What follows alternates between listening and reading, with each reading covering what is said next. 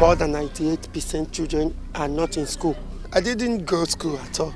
Most of our parents also does not want them to go to school. I teach in this school. It's our community. We can't just be looking at them. Tẹ́lẹ̀ ẹja ni mi ń ta tẹ́lẹ̀ ṣùgbọ́n gbàgbà tẹ́ja ẹ̀ ń wọ́n mi ní kankan ta kò sówó. Ọmọ wa pọ̀ gan ẹnìkan máa fẹ́ yàwó mẹ́rin man èèyàn wá ń sin tó bí ọmọ 20, 21, 22, 25 èèyàn ní ọmọ 30 mẹ́wàá ò ti kàwé wọn.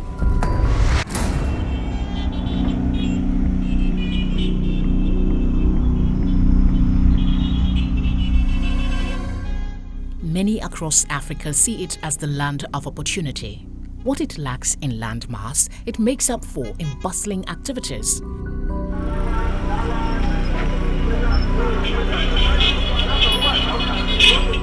If you haven't heard it before, this is Lagos, the commercial nerve center in the southwest of Nigeria, Africa's most populous nation.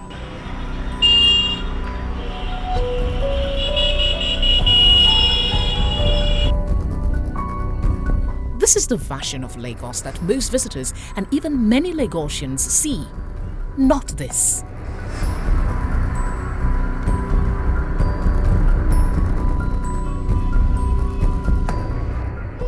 This is a part of Makoko, a community across the third mainland bridge on the coast of mainland Lagos.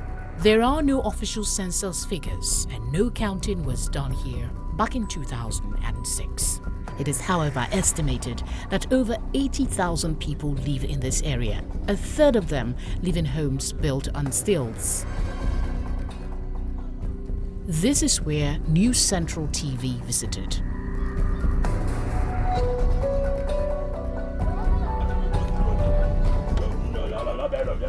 Like every community, the people of Makoko have needs, and they have reached out many times.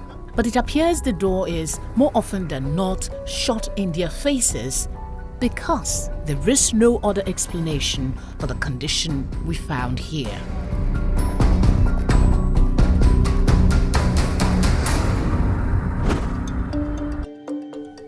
Let's begin with the current global health crisis, COVID-19. As the picture shows, there is a marked absence of safety protocols. Adults moved around without care. Children played. No one seemed bothered about COVID-19. I asked the ballet of Jeje about this. His response is interesting.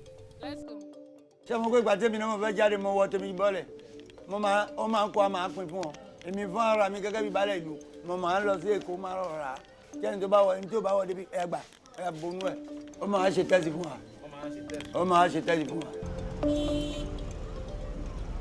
will come back to the reality underground as regards COVID-19, but an intriguing observation was the people's passionate quest for education.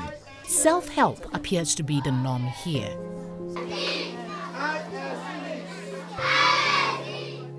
I think we are many, that we are youths, that we choose ourselves to volunteer ourselves to teach them so that they can be able to understand about education also. How do you sustain? Do you own a school? What happened is that we start with orphan foundation. We start with the orphan foundation, the kids that they didn't have parents, we brought them together, giving them food. But from there, we now see that there is another thing that is better than food, which is education. That is what makes us to bring out a school for the kids to be coming to school. And what happened is that in this community, you can see that it's a slums area, and it's very powerful for us to bring the kids to school through boats. We don't even have boats, but we rent, and some people donate to us, some people give us money to go and rent to bring the kids to school. That is what we have been doing.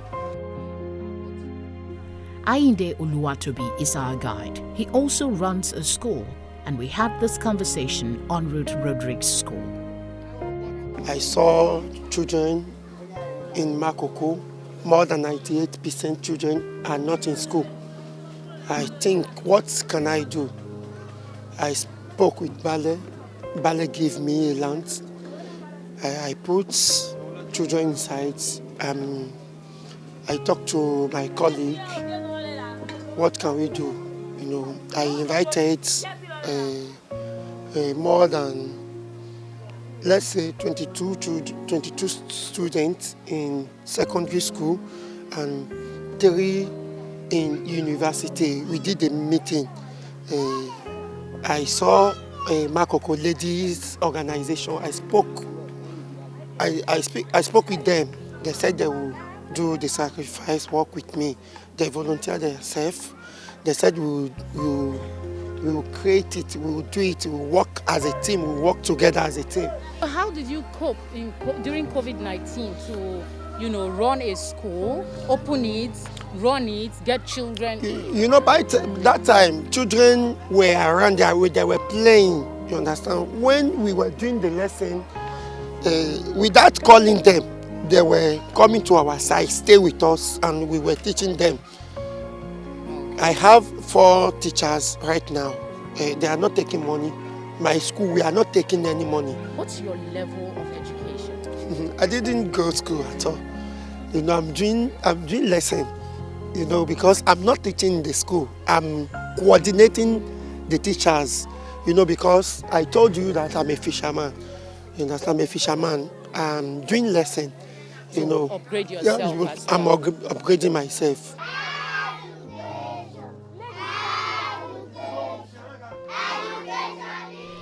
This is the learning environment. This too, and this. These are some of the teachers. I just finished my SSC last year. I'm teaching them because in our community here, most of the little children that we have that are growing up, most of their parents also does not want them to go to school. So in accord to all of this, that our boss just called us that we should just gather those children together to teach them, also to impart our own knowledge to them. I teach in the school. How old are you? 16.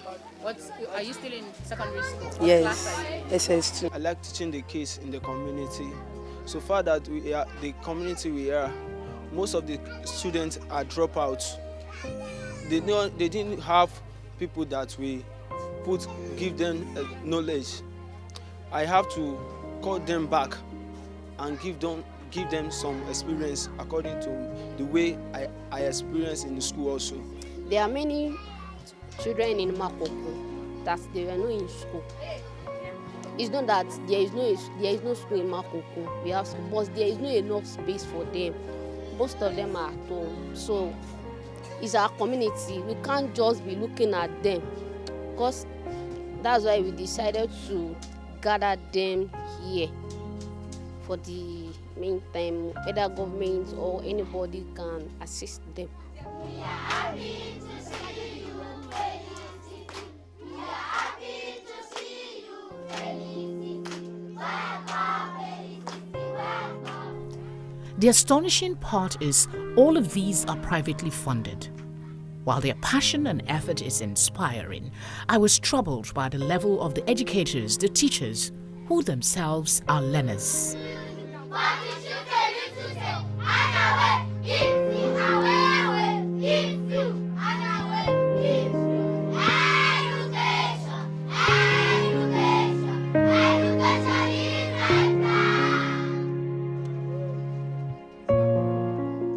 Before we continue our exploration of Makoko, we spoke with an education consultant, Professor Fawemi. He believes that in spite of the obvious challenges, there are ways we can add value to the quality of education children in Makoko receive. There's indeed a global challenge with meeting the needs of the poor and under-resourced with respect to any valuable resource in the world, whether it's education or health or access to quality services. There's always a challenge, and that's where that calls for the need for innovation, creativity, and a determination to meet the needs of the poor. So if we're talking about a place where there's poverty, resource lack, like a place in Ezewuike, in Makoko, because you're not just dealing about poverty, you're also dealing with a case of a very difficult terrain because of the marshland and the waterways and all of that, and people living in unsanitary conditions.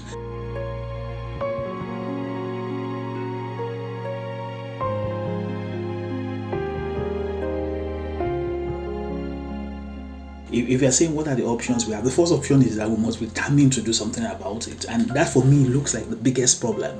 There is no commitment to action. There is no passion to do something. There is no interest to change the story of some of those areas with respect to having quality teachers or quality teaching. So the first thing we need to do is a determination to help. The second thing we need to do is to look for the most innovative ways to reach them. One opportunity we have is with technology, but when you consider, you remember I started by discussing the housing condition, but when you consider the housing condition, so because the housing condition is poor, you are likely going to have problem with electricity, with sockets, with availability of supply. So if you're thinking about putting tablets there or putting any technology that requires regular charging, that housing will fail you. So we need to think about an innovative solution, maybe something that runs longer than the regular battery, as the case may be. I mean, India has proved to us the capability of tablets to make a difference in education. So we can, technology is an opportunity there. Whether we like it or not, there are people in Makoko, they have cell phones, they have several cell phones, and they find a way to charge it. So we can also have technology-enabled solution, and that's where I talked about innovation. The third thing is the potential of the mass media. I mean, so there are radio stations in Lagos, there are TV stations in Lagos, and there are people that watch them in Makoko. What can we do to leverage that as quickly as possible? One of the things I've come to realize at the end of the day when it comes to making a difference in places like that is more like the determination of the leadership to make a difference and to add value to those people, and that's where I started from. So once we have commitment to action, a vision to act, we leverage on technology and innovation, and then we also leverage on what currently exists, because I mean they have ways of education today. I mean they have churches and mosques and social organization. You'll be shocked that music, if a new song is released in Lagos, they're going to hear in Makoko almost the same time like somebody will listen in Agege or somebody will listen in Victoria Island. So that means there is a flow of information, education, and communication there. And so we can leverage on all of that. But that's not going to happen if we don't first have that determination to make sure we get things there at the end of the day. One other thing we could do, and it's very important for us today, is to look for ways to incentivize teachers to go there. So you'll be shocked that in many parts of the world, it's been found that the best teachers are found in urban center, but Makoko is technically an urban center in Lagos. So what if Lagos maps out areas like Makoko that looks under-resourced, that looks challenged in terms of that, and then creates an incentive for the teachers who are posted there?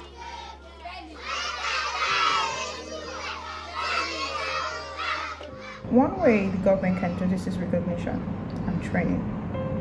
The government can either train the teachers that they have in these schools, in the community, train them on how to deliver their lesson notes, train them on methodology of teaching, so the different methodologies you can use to teach children, because children actually not all get to learn the same way.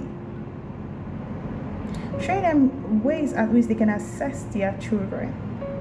So conducting training for these teachers that already exist in the community will go a long way. Also, redeploying teachers into the community and having them as role models to the teachers from the community, it's another way. And then recognition.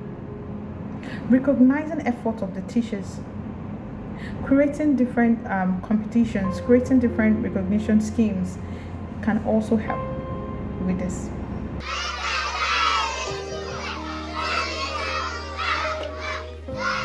While education is a concern, livelihood is another.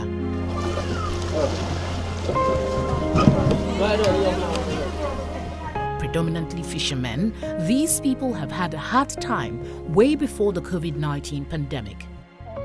The global health crisis just made things worse. Louis Ainde manages a family of 12 from this.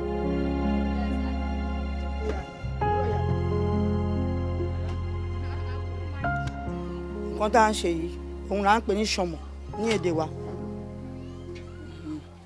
ṣùgbọ́n gbogbo ìgbà tí COVID-19 ṣẹlẹ̀ yìí gbogbo ìta ló le kò sówó tá bá fẹ́ ra nǹkan báyìí wàhálà ni gbogbo nǹkan wọn jíjẹ gan wàhálà ṣùgbọ́n àgbàdúrà àwọn nìkan máa ń wáṣà máa ń pín nǹkan fún wa láyè sí i rárá o ìjọba kọ́.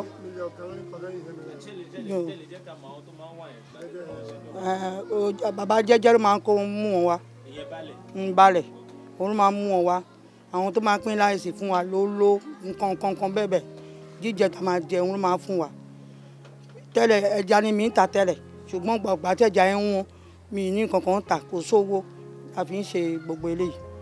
ẹja tá a yàn nísìn ó wọ́n ó fowó sí i kíní tó wà kò ló rà àbí kí náà pé òun ló jẹ́ kí gbogbo nǹkan wọn ẹja tá a rà tẹ́lẹ̀ ẹja òun tẹ́lẹ̀ nísìn 10,000 là ń ra ẹja tẹ́lẹ̀ nísìn ó tún fowó sí i ó ti fi 15,000 ó di 15,000 ó ń fowó sí ẹja àná nísìn ó tún fi 1,000 sí 15 yẹn ó ẹja ó wọ́n jù àmọ́ nǹkan tá a fẹ́ ṣe àwọn ẹ̀gùn owó gbogbo nǹkan ó ti wọ́n sí wa lọ́rùn báyìí o kó fún wa ní ìrànlọ́wọ́ o fún ẹja yìí o káwa náà lè jẹ ẹ̀yin Yorùbá tá à ń jẹ àwọn ẹni tó ń bá wa rà kọ́ àwọn náà rí jẹ ń bẹ̀ kí àwa náà ká lè rí jẹ ń bẹ̀ o kẹ fún wa ní ìrànlọ́wọ́ kan ká fi jẹ ń bẹ̀. ìjọba tó bá ní ìrànlọ́wọ́ kan ṣe fún wa ní pé bísínẹ́sì nígbà tí kinní yìí ti bẹ̀rẹ̀ pé kí bísínẹ́sì wa kò lọ déédéé mọ́ adé máa ń gbọ́ pé àwọn ìjọba máa ń ya owó fún àwọn èèyàn pé ọ̀dọ̀ wa wà á rí kankan rí nísìnyí ẹja wa yìí nísìnyí ó ti wọ́n jù nígbà tí kòrónà yìí dé àwọn èèyàn sọ pé wọ́n ní kò múùfù dáadáa pé ọjà ẹja yìí wọ́n fẹ́ kó wọ ní ìlú mọ́ tó bá ti kó díẹ̀ wá báyìí nísìnyí á máa fowó sí i nígbà táwa náà ní bísínẹ́sì kan pé òun nìkan ní bísínẹ́sì wa a tún rà ó ń káwa lára gan-an àṣà ń ṣe jẹ́jẹ́. With the global health crisis, healthcare expectedly is a big issue. There is, however, a marked lack of that here. What you are seeing here, they are trying to construct a walkway so people can access this building that is still under construction. It is supposed to be a hospital for the people of this community. It's also going to provide spiritual needs. It's also going to be a church. That's the explanation that they have given to us. This is not something that the government is doing. It is the people themselves that are working together to make the community livable in spite of the obvious challenges. While there is an obvious non-observance of COVID-19 protocols, residents acknowledged that some palliatives were distributed, although mostly insufficient. As expected, there are appeals for help. Ìgbà corona dé, ó fún wa lóúnjẹ jẹ. Ìgàrí, ìráìsì, òróró, Indomie ó máa ń kó wa. Gbé kí ìyà má jẹ ìlú. Number 1, number 2. Ìlú yìí ọmọ wa pọ̀ gan ní àwa igun bíi ẹnìkan máa fẹ́ ìyàwó mẹ́rin márùn ẹni tó ní ìyàwó márùn ọmọ mẹ́rin ló máa bí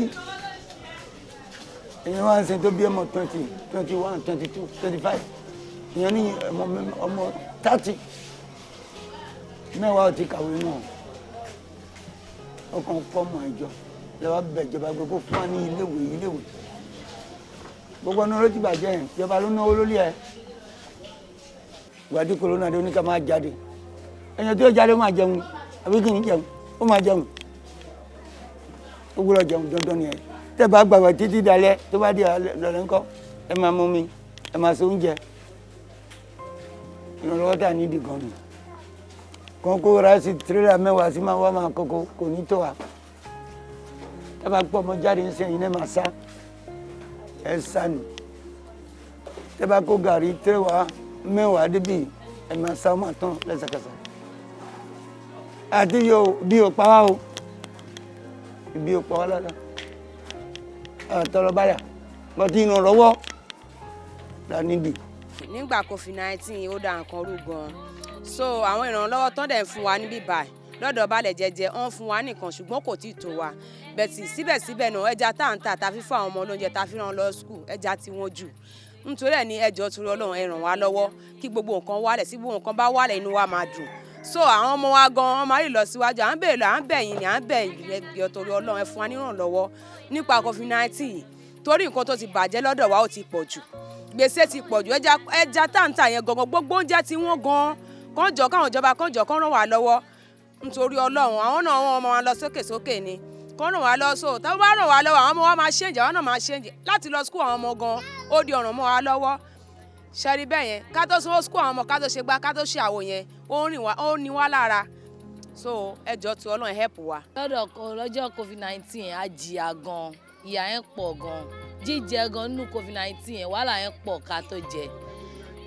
Wọn ò jẹ́ ká lọ sọ́jà rárá, wọn ò jẹ́ ká lọ sọ́jà nígbà tá a wà ń lé owó tá a jẹ gbèsè yẹn ti pọ̀ ju àti ẹ̀ tí san kankan nù ẹ̀, gbogbo owó tá a ní nínú ilé gbogbo ẹ̀ láti jẹ tán àti san àwọn ẹja yẹn gan sígbà tá a bẹ̀rẹ̀ jà sí gbogbo ẹja ti wọn, tá a bá gbé lọ sọ́jà àníta tí màá gbé padà wá ló ti wọn ju wọn ò lè rà á, gbogbo èèyàn ṣáà ń complain gan, gbogbo nǹkan tó ń pín lọ́dọ̀ balẹ̀ jẹjẹ wọ́n ń pín sọ́dọ̀ wa nígbà kò tiẹ̀ tí ì tó wa gan, kò tí ì tó wa, wàhálà yẹn gan ti pọ̀ jù, wa fẹ́ kí ìjọba kó ràn wá lọ́wọ́, àwọn ọmọ àti lọ school àwọn ọmọ gan kò so ìgbà míì àlè lówó fún wọn, ìgbà míì wọ́n máa lówó lọ school, wàhálà yẹn ti pọ̀ jù, kó ràn wá lọ́wọ́ fún gbogbo àwọn, kó ràn wá lọ́wọ́ gidi gan. Efforts have been expended, articles have been written, reports, short films and documentaries made to draw attention to the plight of these people.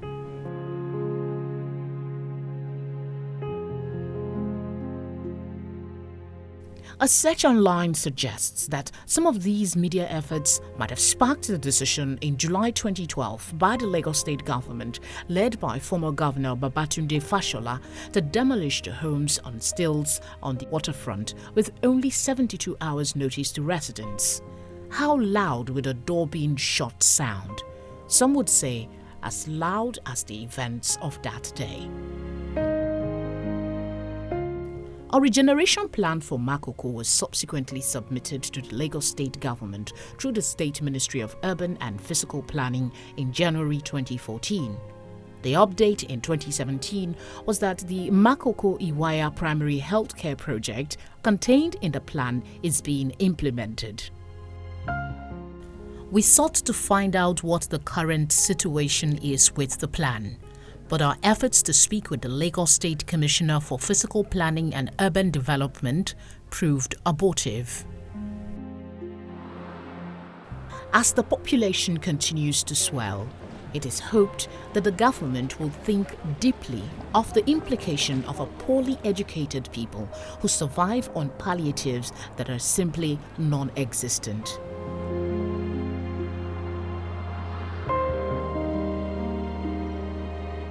If you have watched this far, let this not be just another documentary of the downtrodden. Please do something while you can. It could be just giving this the widest publicity to propel to action those who need the prompt for actions to be taken.